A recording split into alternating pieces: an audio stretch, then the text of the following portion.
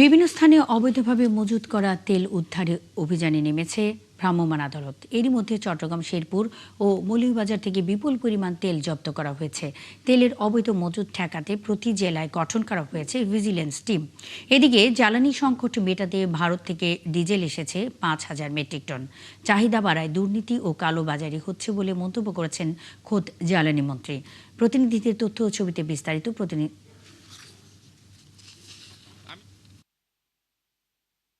মধ্যপ্রাচ্যের যুদ্ধে জ্বালানি সংকটের আশঙ্কায় তেলের চাহিদা বাড়ায় সারা দেশের পেট্রোল পাম্পগুলোতে যানবাহনের দীর্ঘ সারি।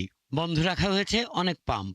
এই সুযোগে এক শ্রেণীর অসাধু ব্যবসায়ীরা অবৈধভাবে মজুত করছে জ্বালানি তেল। ফলে সরবরাহের বিপরীতে স্পষ্ট হচ্ছে সংকট।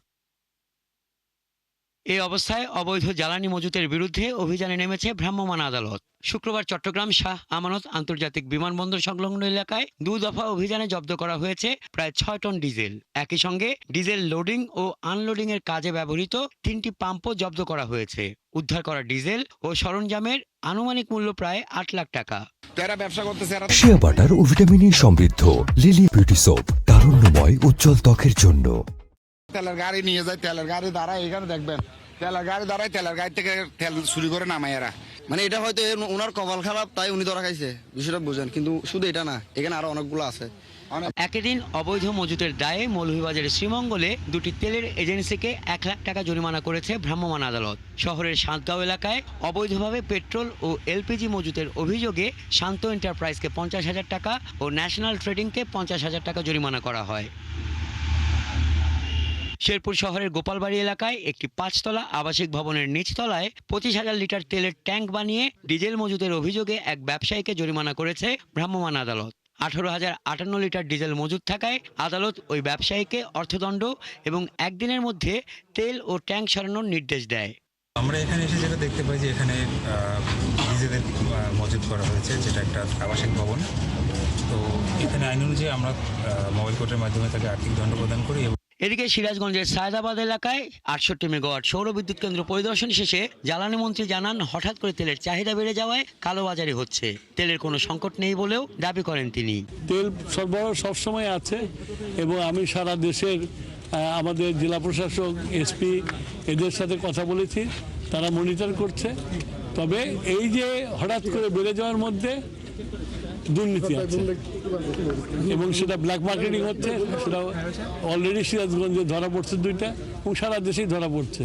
অন্যদিকে যশোরে এক অনুষ্ঠানে জ্বালানি প্রতিমন্ত্রী জানান, আগামী এপ্রিল পর্যন্ত জনগণের জ্বালানি তেলের চাহিদা মেটানোর সক্ষমতা আছে সরকারের। জ্বালানি তেলে প্রতিদিন 167 কোটি টাকা ভর্তুকি দেওয়া হচ্ছে বলেও জানান তিনি। আমরা সরবরাহ ব্যবস্থা স্বাভাবিক রেখেছি। আমরা যদি কেউ নিজের প্রয়োজনের অতিরিক্ত ক্রয় করি, তাহলে আরেকজন কিন্তু তার প্রয়োজনের সময় সেই খাবার কিংবা জ্বালানি প্রাপ্তি থেকে বঞ্চিত হবে। এছাড়া জ্বালানি সংকট মোকাবেলায় ভারতের আসামের নুমালীগড় রিফাইনারি কেন্দ্র থেকে পাইপলাইনের মাধ্যমে 5,000 মেট্রিক টন ডিজেল পৌঁছেছে দিনাজপুরের পার্বতীপুর রেলহেড ডিপোতে। শনিবার আসবে আরও 7,000 মেট্রিক টন ডিজেল।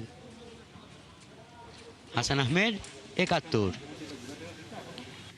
জ্বালানি নিয়ে বিশৃঙ্খলা, অবৈধ মজুত ও প্রশাসনিক পদক্ষেপ বিষয়ে জানাতে ঝিনাইদহ থেকে যুক্ত হচ্ছেন সহকর্মী রাজীব হাসান। রাজীব, আপনার জেলায় অবৈধ জ্বালানি মজুত বিষয়ে কোনো পদক্ষেপ কি নেওয়া হয়েছে কিনা এবং জ্বালানি পরিস্থিতি কেমন দেখছেন?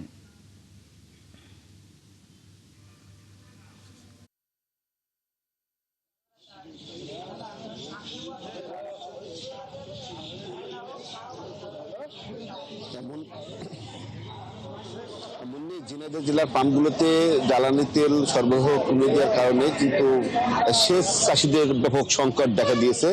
একদিকে ঝিনাইদহ জেলার মোটরসাইকেল চালকদের শত শত মোটরসাইকেল চালকরা দাঁড়িয়ে আছে সিরিয়ালে তেলের আশায়। এদিকে পাম্প মালিকগুলোতে সকাল 8টা থেকে দুপুর 12টা পর্যন্ত তারা তেল দিবে এবং প্রতিটা মোটরসাইকেল চালক 300 টাকা এবং ডিজেলে যারা চাষ করেন তাদের আসলে 505 লিটার অর্থাৎ 500 টাকাতে তেল দিচ্ছেন। এমনটি দিচ্ছেন। ঝিনাইদহ জেলা প্রশাসন পক্ষ থেকে যে অবৈধ মজুতদারের যে বিষয়টা, তারা কিন্তু বিভিন্ন স্থানে অভিযান চালিয়েছেন এবং কয়েক লিটার তেল মজুত করেছেন এবং বিভিন্ন উপজেলা থেকে, এমনটি জেলা প্রশাসনের পক্ষ থেকে বলা হয়েছে। এদিকে মুন্নি প্রতিদিন সাত সকালে তেলের খোঁজে দিশেহারা জেলাবাসী, বিভিন্ন স্থানে পাম্প ঘিরে তাদের দীর্ঘ সারি আর অনিশ্চিত তৈরি হয়েছে এবং এই অপেক্ষায় অনেকে তেল পাচ্ছে, অনেকে কিন্তু তেল না পেয়ে ফিরে যাচ্ছে। একদিকে ঝিনাইদহের অনেক পাম্পে কিন্তু সাইনবোর্ড জ্বলছে যে পাম্পে পেট্রোল, অকটেন বা ডিজেল নেই। আমরা দেখেছি যে আজ প্রায় 10 থেকে 15 দিন কিন্তু ঝিনাইদহ শহরের একই চিত্র। ঝিনাইদহের প্রতিটা পাম্পগুলোতে যে মানুষ যারা যানবাহন সহ এবং যারা চাষাবাদের সাথে যুক্ত, যে প্রয়োজনীয় যে ডিজেল, সে ডিজেল কিন্তু পাচ্ছে না। ডিজেল না পাওয়ার কারণে তারা কিন্তু হতাশ হয়ে পড়ছেন। আবার আমরা দেখেছি যে সারা রাত ধরে মানুষ কিন্তু এই তেলের অপেক্ষা করছে, লাইনে দাঁড়িয়ে আছে। কেউ ভোরের বেলা বা অর্ধেক রাত্রে কিন্তু তারা এসেছে তেলের অপেক্ষায়।